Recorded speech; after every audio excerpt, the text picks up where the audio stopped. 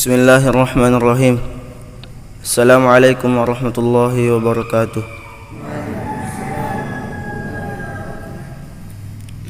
Alhamdulillah wassalatu wassalamu ala Rasulillah wa ala alihi wa sahbihi wa mawala wa ba'd.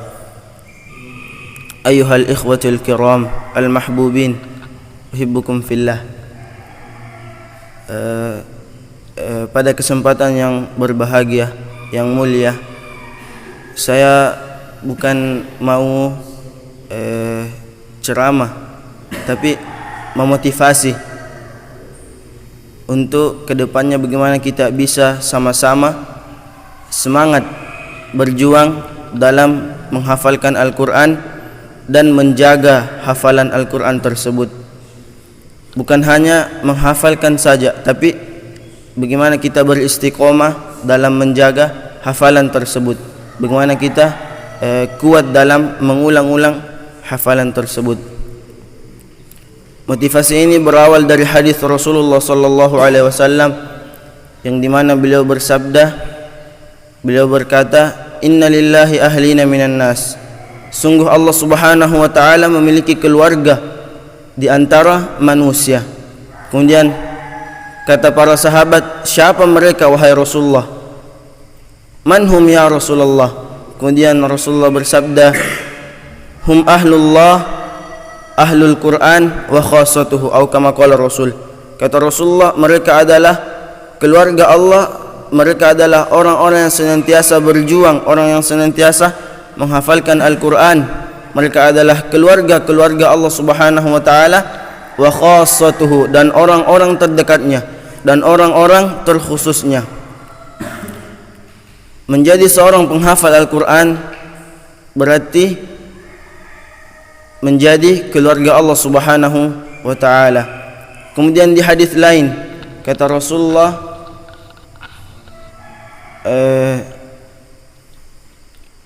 ketika di akhirat kelak itu balasan bagi seorang penghafal Al-Quran, "Iqra wartaqi warattil kama kunta turattil fid darid dunya." Allah berkata kepada seorang hamba yang penghafal Al-Quran, bacalah dan naiklah. Iqra wartaqi warattil, baca dan naiklah. Warattil, dan perbaiki sebagaimana engkau membaguskan bacaanmu ketika di dunia. Sebagian ulama berkata, Iqra wartaqi di sini baca dan naiklah bukan berarti naik sesuai dengan derajat surah atau hafalan yang kita baca, akan tetapi setiap ayat yang kita baca, kata Syekh, contoh Bismillahirrahmanirrahim, darajah, satu derajat. Alif lam mim, satu derajat. Dzalikal kitabu la raiba fih, satu derajat. Bukan berarti kita menyelesaikan surah Al-Baqarah kemudian Allah mengangkat derajat kita, akan tetapi ketika kita membaca satu ayat, maka di situ pula Allah mengangkat derajat kita. Kata Rasulullah, Iqra wartaqi warattil kama kunta turattil fid darid dunya fa inna manzilataka inda akhiril ayah kunta taqra. Karena sesungguhnya tempat kalian di surga sesuai dengan ayat-ayat yang kalian baca. Tidak hanya itu, ini balasan di akhirat. Ada pula balasan yang lain terkait dengan orang tua. Hadis Rasulullah ketika di akhirat kelak, orang tua penghafal Al-Quran dan yang menjaga Al-Quran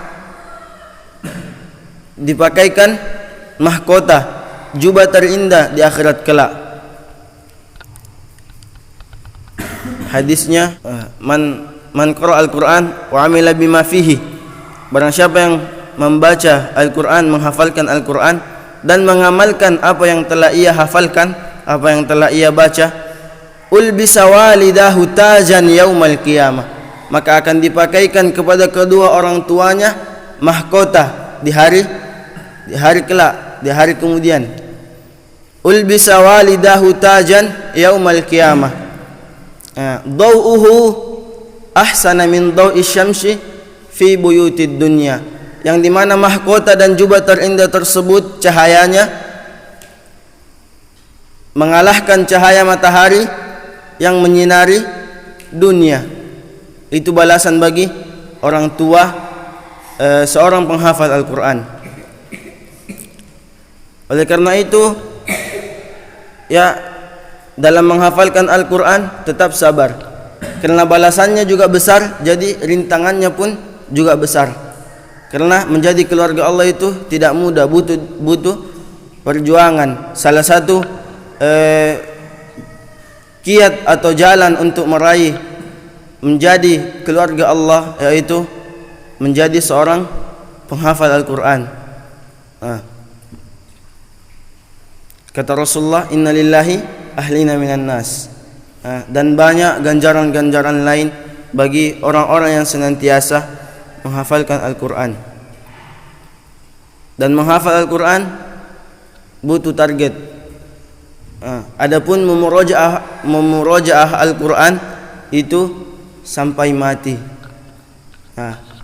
Jadi menjadi seorang penghafal Al-Quran harus siap murojaah.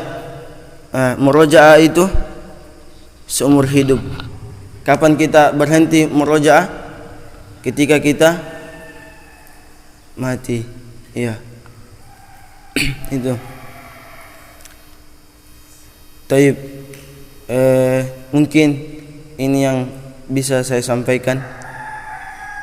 Bila ada kata yang salah, mungkin itu dari diri saya pribadi sebagai seorang manusia, makanil khatwa wan nisyan. Dan adapun yang baik bisa kita ambil sebagai motivasi, itu semua tidak lain dari Allah Subhanahu wa ta'ala. Aqulu qawli hadza wa astaghfirullah li wa lakum. Assalamualaikum warahmatullahi wabarakatuh.